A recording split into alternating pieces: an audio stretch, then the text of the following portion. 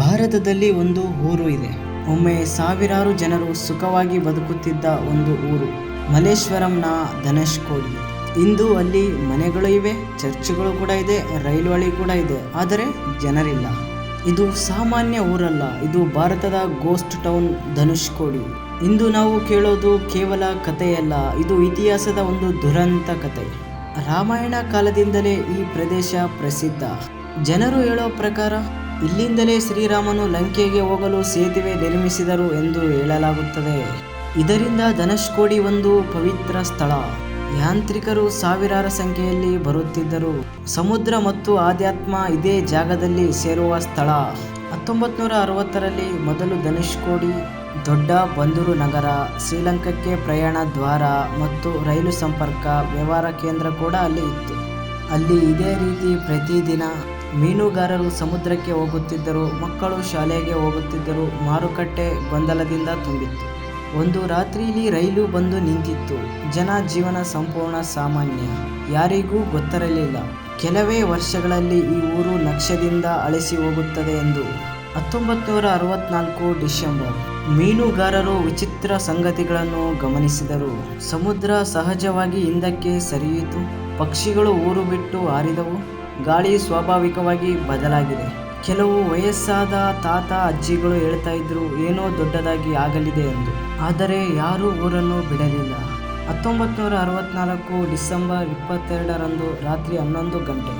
ಗಾಳಿಯ ವೇಗ ಹೆಚ್ಚಾಯಿತು, ಮಳೆ ಪ್ರಾರಂಭವಾಗಿತ್ತು. ಅಚಾನಕ್ ಸಮುದ್ರದ ಕ್ರೂರತೆ ಹೆಚ್ಚಾಯಿತು. 250 ಕಿಲೋಮೀಟರ್ ವೇಗದ ಚಂಡಮಾರುತಗಳು, 20 ಅಡಿ ಎತ್ತರದ ಅಲೆಗಳು. ಇದರಿಂದ ಮನೆಗಳು ಕುಸಿಯಲು ಪ್ರಾರಂಭವಾದವು. ಜನರು ಓಡಿದರು, ಆದರೆ ಎಲ್ಲಿಗೆ? ಎಲ್ಲೆಡೆ ನೀರು.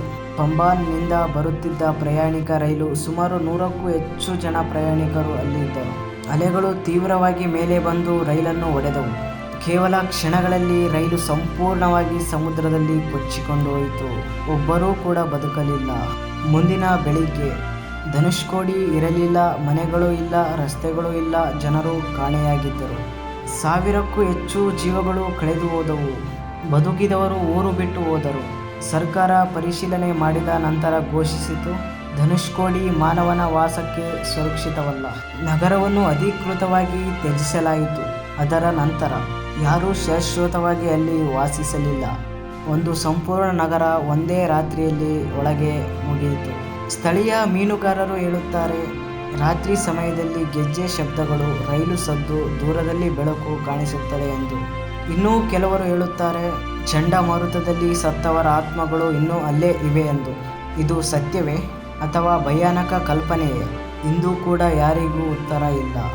ಇಂದು ಪ್ರವಾಸಿಗರು ಭೇಟಿ ಕೊಡುತ್ತಾರೆ. ಅವರು ನೋಡದ್ದು ಕುಸಿದ ಚರ್ಚ್, ಹಳೆಯ ರೈಲು ನಿಲ್ದಾಣ, ಮರಳು ತುಂಬಿದ ಮನೆಗಳು. ಸಮುದ್ರ ನಿಧಾನವಾಗಿ ಊರನ್ನು ಮರಳಿ ತೆಗೆದುಕೊಳ್ಳುತ್ತಿದೆ. ಇತಿಹಾಸ ಮೌನವಾಗಿ ನಿಂತಿದೆ. ಧನುಷ್ಕೋಡಿ ನಮಗೆ ಒಂದು ಪಾಠ ಹೇಳುತ್ತದೆ. ಮಾನವನು ಎಷ್ಟೇ ಶಕ್ತಿಶಾಲಿಯಾದರೂ ಪ್ರಕೃತಿಯ ಮುಂದೆ ನಾವು ಚಿಕ್ಕವರು. ಒಮ್ಮೆ ಜೀವಂತ ನಗರ ಎಂದು ನೆನಪು ಮಾತ್ರ. ಇದೇ ಧನುಷ್ಕೋಡಿಯ ಭಾರತದ ಮಿಸ್ಟರೀಸ್ ಗೋಸ್ಟ್ ಟೌನ್. ಇಂತಹ ನಿಜ ಘಟನೆಗಳಿಗಾಗಿ ಸಬ್ಸ್ಕ್ರೈಬ್ ಮಾಡೋದು ಮಾತ್ರ ಮರೆಯಬೇಡಿ.